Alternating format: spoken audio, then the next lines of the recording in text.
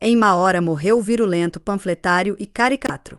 Ora confusa, ora turva, de regressão e ancestralidade. Entretanto, no próprio mal está o seu corretivo, a imensa preocupação do presente, sobrecarregada ainda com a nova tragédia auroral da Revolução Russa. Não permite prender a cada facto a nossa atenção fatigada e ansiosa. Antes assim.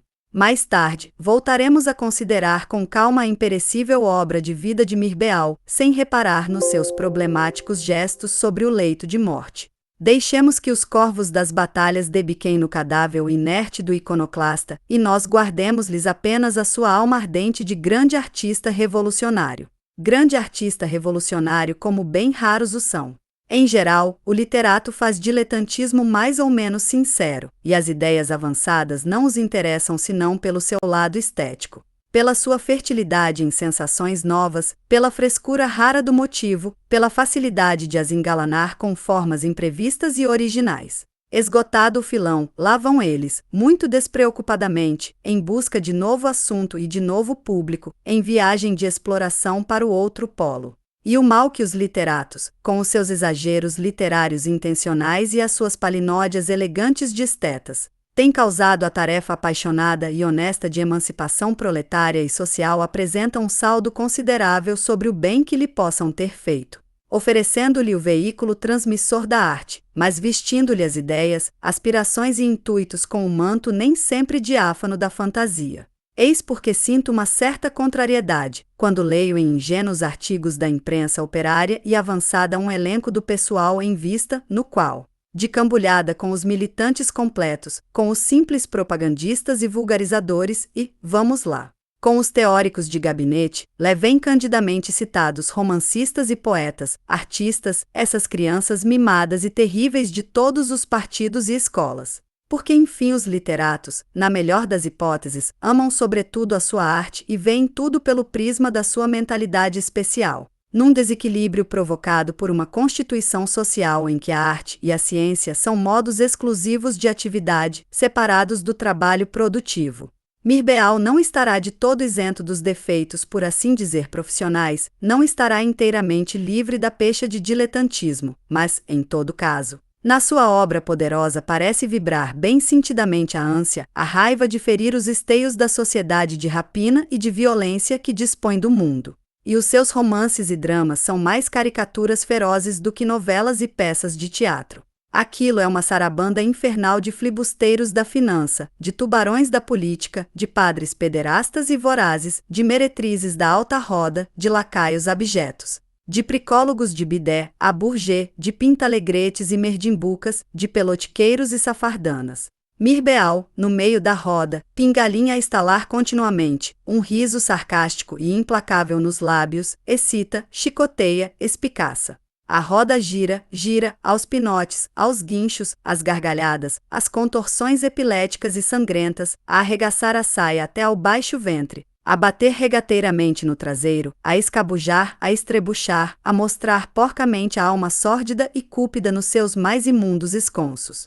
E o pingalinho mente, nas mãos crispadas e nervosas de Mirbeal, que não sente a menor piedade ante aquela turba vil, arquejante de fadiga e lustrosa de suor. O espetáculo chega a incomodar. Alguns espectadores, muito lívidos, saem da sala cambaleando. Eu confesso que não pude ler até ao fim o horrível Jardim dos Suplícios.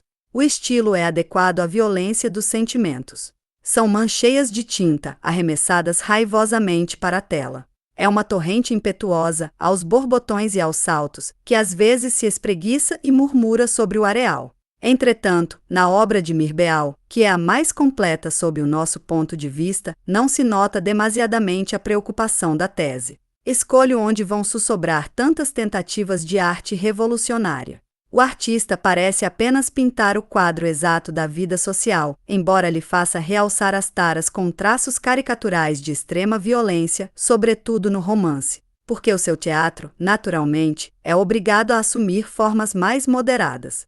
Nenhum grande escritor esboçou como ele tipos mais aproximados do anarquista militante. Jean Rolle, o agitador dos maus pastores, é uma bela figura de revolucionário de ação direta. Já os anarquistas de Zola, no Germinal, no Paris, no Roma, no Trabalho, e ou são incompletos, ou excepcionais, ou falsos. Nesta mesma revista dei a entender algumas das minhas ideias sobre o valor revolucionário da arte. Desde que ela não seja impudicamente destinada a glorificar o crime e a monstruosidade, a arte, mesmo sem pretensões à propaganda nem à catequização, colabora com os militantes revolucionários, se é posta ao alcance do povo ou das suas camadas melhores. Comovendo-nos, aperfeiçoando-nos o sentimento, ela torna-nos mais sensíveis e mais sociáveis, criando novas necessidades superiores. Delicados e finos sucedâneos dos prazeres brutais e animalescos. Fomenta a revolta contra uma organização social em que essas necessidades não podem ser amplamente satisfeitas. Ora, se a excessiva preocupação da tese vem prejudicar esse efeito, produzindo um meio termo entre a obra de arte e a de ciência, entre o romance e o tratado, com prejuízo para a beleza artística e para a profundidade científica, então permito-me preferir as duas coisas, mais ou menos separadas. Não sei se ofenderei muito a opinião dominante entre os meus amigos e se descairei muito no seu conceito.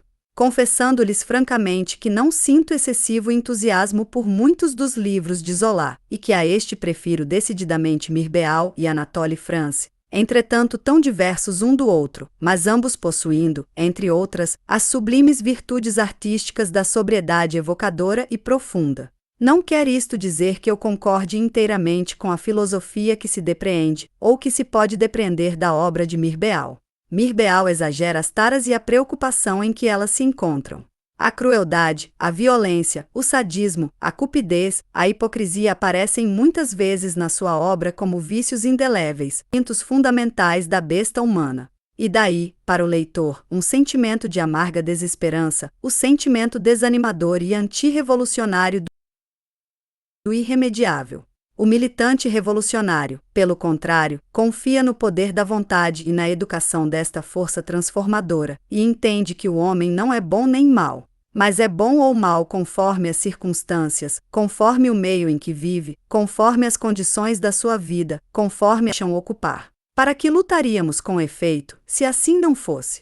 E isto mostra que Mirbeau não era um militante, nem mesmo um teórico, mas sim um literato, apesar de tudo, um com olhos e alma de artista, reforçado de homem de ideias e de alto sentimento, mas artista em todo caso.